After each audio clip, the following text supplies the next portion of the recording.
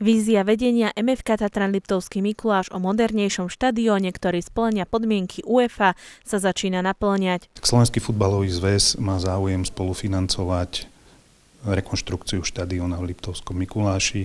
Keďže sa Liptovský Mikuláš nedostal do prvej etapy, ktorú sme realizovali zo zdrojov z príspevku štátu, tak teraz sme sa rozhodli ako prvé mesto nad rámec tohto projektu zaradiť Liptovský Mikuláš. Túto rekonštrukciu Slovenský futbalový zväz bude spolufinancovať sumou 750 000 eur.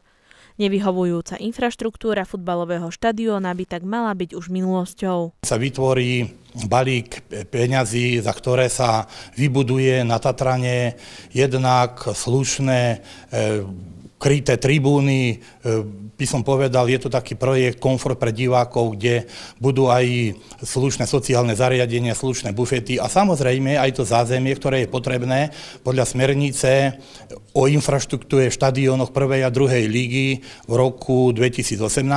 To znamená, že vybudujú sa solidné priestory jednak pre všetkých činovníkov zápasu, ale jednak aj pre médiá a ďalších zúčastnených ľudí.